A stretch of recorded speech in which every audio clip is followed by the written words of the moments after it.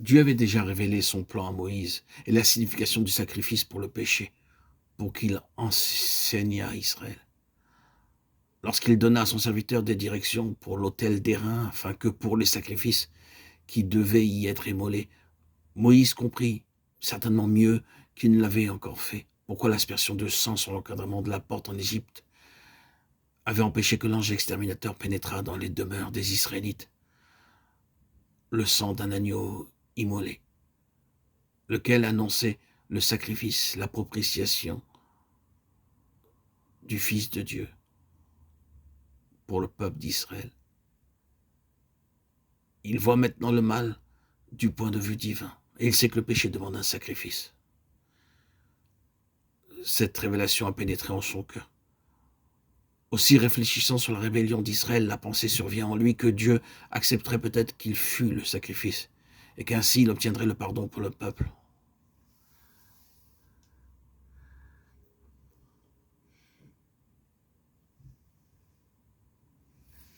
Moïse s'identifiait avec les Israélites, préférant souffrir avec eux que d'être sauvé sans eux. Certes, il ne se doutait pas alors qu'il devenait l'un des prototypes du Fils de Dieu, lequel, manifesté dans la chair, devait s'identifier avec les pécheurs et devenir péché à leur place, lui qui ne connaissait point le péché, afin que nous devinssions justice de Dieu en lui. 2 Corinthiens 5, 21.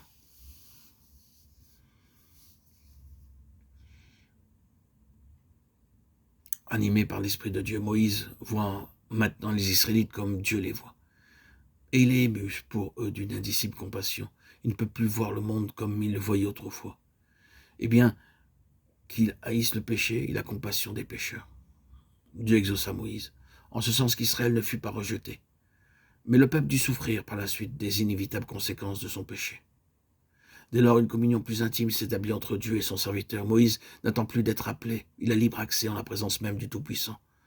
Pour ces rencontres, une tente a été dressée en dehors du camp. C'est là qu'il va pour rencontrer Dieu.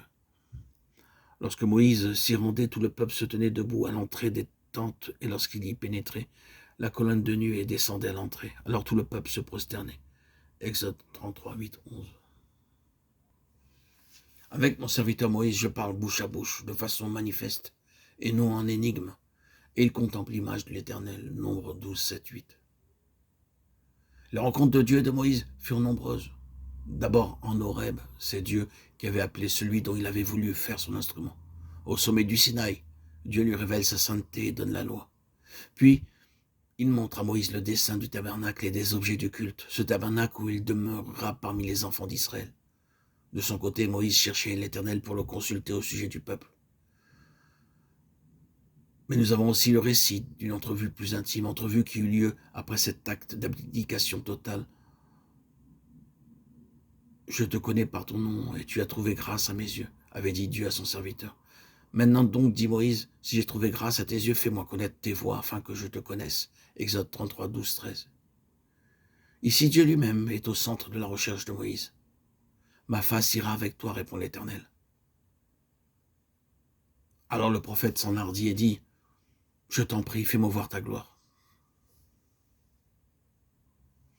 Quelques paroles prononcées par le Seigneur Jésus et qui révèlent les pensées du cœur de Dieu à l'endroit des rachetés nous aident à saisir ici l'attitude de Moïse.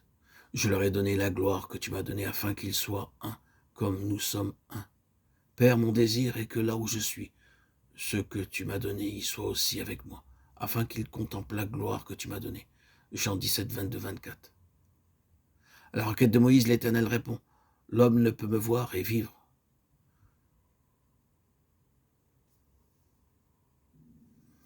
Voici un lieu près de moi, tu te tiendras sur le rocher.